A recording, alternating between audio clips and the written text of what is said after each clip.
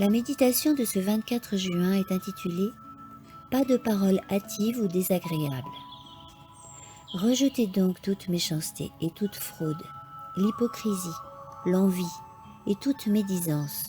Désirez comme des enfants nouveau-nés le lait non frelaté de la parole, afin que par lui vous croissiez pour le salut. 1 Pierre 2, 1 à 2. Nous devrions méditer sur cette recommandation. Nous avons le privilège de pouvoir parvenir à la mesure de la stature parfaite du Christ. Éphésiens 4, 13. Nous ne devons pas manquer de considération ou faire preuve d'insouciance dans notre façon de parler, de peur de blesser autrui par des paroles mauvaises.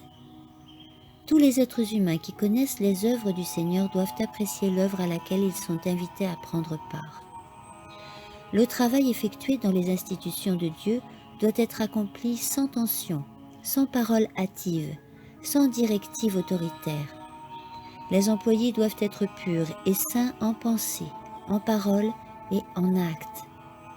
Ils sont invités à être les témoins du Christ et à montrer qu'ils sont nés de nouveau.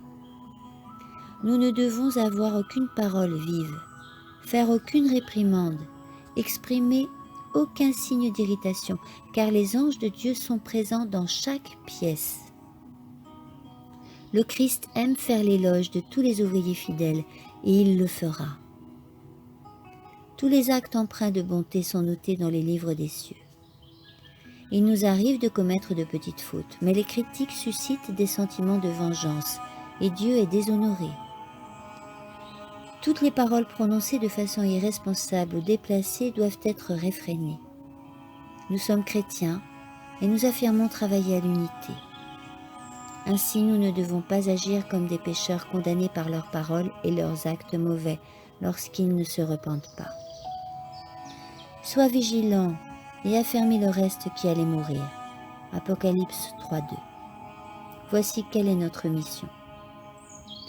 De nombreuses personnes sont sur le point de mourir spirituellement, et le Seigneur nous appelle à les fortifier. Le peuple de Dieu doit accomplir sa tâche avec fermeté. Ses enfants doivent être unis par les liens de l'amour chrétien et doivent se fortifier mutuellement dans la foi en échangeant souvent au sujet des précieuses vérités qui leur sont confiées. Ils ne doivent jamais se disputer ou se condamner. Ils sont appelés à s'unir et à comprendre ensemble l'importance de l'obéissance à la loi de Dieu. Rien n'est plus important dans cette vie que la formation de notre caractère. Ainsi, nous pourrons enfin entrer dans la joie des saints au ciel.